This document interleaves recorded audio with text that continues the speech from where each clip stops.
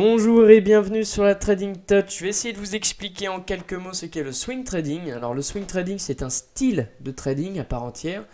On en a trois. On a l'investissement. Alors là, on est moins dans du trading, on est plus dans de l'investissement, hein, tout simplement, c'est un mot différent. L'investisseur, lui, va chercher à acheter par exemple une action, la conserver en portefeuille pendant plusieurs années ou même peut-être plusieurs mois pour toucher des dividendes. Voilà. Ça, c'est plutôt l'investissement. Il va vouloir avoir un retour sur investissement et conserver vraiment son actif en portefeuille pendant très longtemps. Ça, c'est l'investissement. Ensuite, on a le swing trading qui vient en deuxième place. Le swing trading, on va travailler avec des graphiques par exemple en hebdomadaire, comme on l'a là. Vous voyez qu'ici on est sur le pétrole, une bougie représente une semaine, et on peut aussi travailler en journalier, donc là une bougie représente une journée. On va travailler différemment des investisseurs qui eux vont plutôt chercher à connaître les données comptables par exemple des entreprises, à être au courant un petit peu avant les autres des nouvelles activités des entreprises. Nous, on ne va pas travailler comme ça, c'est trop compliqué. On estime que des graphiques avec des indicateurs techniques nous suffisent et peuvent nous décrypter un petit peu la tendance du marché à venir et la tendance actuelle. Donc là, on est en journalier, on va se remettre en hebdo. Moi, j'aime bien travailler en hebdomadaire parce qu'on a moins de faux signaux qu'en journalier. Donc bon, après c'est mon avis personnel. Après le swing trading, on a le day trading. Alors je vous invite à aller dans la catégorie day trading pour en savoir plus. Le day trading, on va prendre des positions qui vont durer plusieurs minutes, plusieurs secondes, plusieurs heures. Jamais au-delà de la journée. Dès qu'on a une position qui dure plus d'une journée, que l'on va conserver la nuit par exemple, et ben ça va être du swing trading. Et voilà en gros ce qu'est le swing trading. Donc on va utiliser différents indicateurs pour nous aider à décider, excusez-moi. Pour nos prises de position, on va essayer d'être très discipliné parce qu'on va trader selon un système.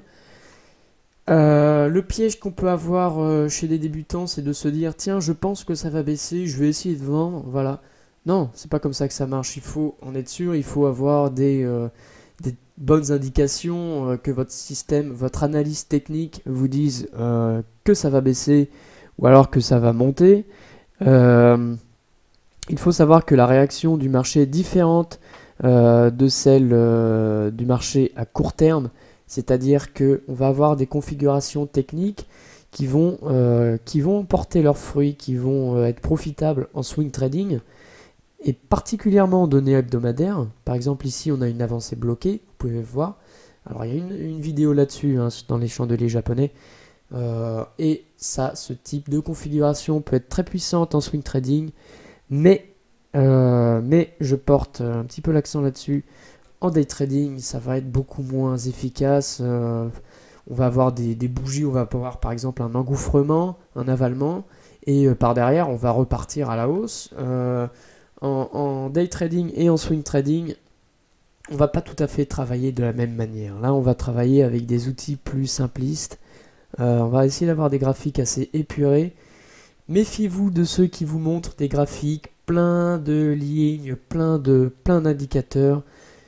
Je veux dire, les marchés sont assez compliqués comme ça pour ne pas en rajouter. Je veux dire, faites au plus simple, prenez les infos principales et dites-vous, ok, là il y a trade, là je vends, là j'achète, mais essayez toujours de garder une approche la plus simple possible.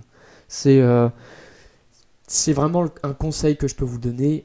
Après, il faut vous concentrer sur votre money management et aussi gestion des émotions, hein, parce que c'est assez difficile des fois de se dire ok là je coupe, je commence à être en perte, ou alors je prends mes bénéfices plus tard, ou l'envie de prendre ces bénéfices tout de suite dès qu'on est en gain. Ça je pense qu'on a tous connu.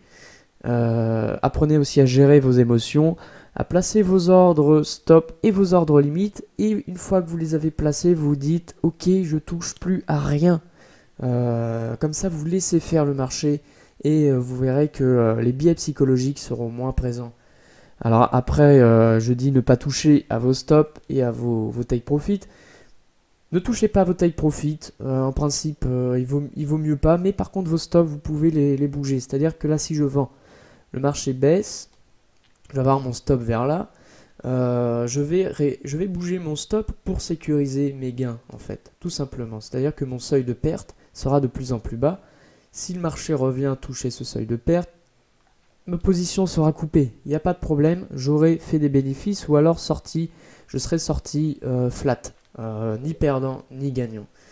Gérez votre risque, c'est le principal, et essayez de trader le plus simplement du monde. Alors quand je dis le plus simplement du monde, n'allez pas non plus trader avec seulement un graphique. N'allez pas acheter lorsque n'importe quel gourou dit que ça va monter. Non, non, non.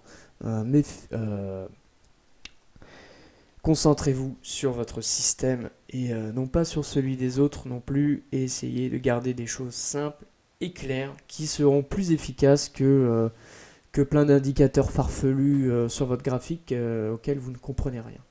Voilà un petit peu les conseils et la définition du swing trading. Je vous remercie et bonne visite sur la Trading Touch.